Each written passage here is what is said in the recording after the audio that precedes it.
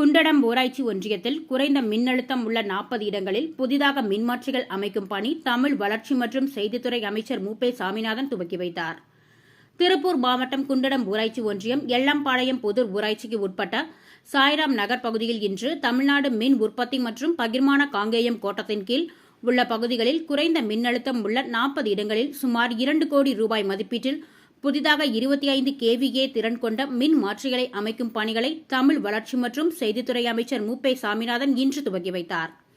இந்நிகழ்வில் சாய்ராம் நகர் ஊர் பொருளாளர் பாலாஜி, துணைத் தலைவர் முரளிக்குமார், துணை பொருளாளர் மனோகர், துணை செயலாளர் பிரபாகர், குமார், நிர்வாக கமிட்டி ஜெகதீஷ், செயலாளர் பரமசிவன், இணை பொருளாளர் சுரேஷ் மற்றும் வேல்முருகன், முருகன்பிள்ளை, வெல்டிங் கார்த்திக், மனாஸ், விஜய், இளங்கோ மற்றும் ஊர் பொதுமக்கள், பெண்கள் கலந்து கொண்டனர். இந்நிகழ்வினைத் தொடர்ந்து தமிழ் வளர்ச்சி மற்றும் செய்தித்துறை அமைச்சர் மு. சாமிநாதன் அவர்களிடம் அப்பகுதி மக்கள் அடிப்படை வசதிகள் வேண்டியும் மேல் படிப்பை தொடர முடியாத நிலையில் உள்ள மாணவிக்கு நிதி உதவி வேண்டியும் பொதுமக்கள் மனுக்களை அளித்தனர்.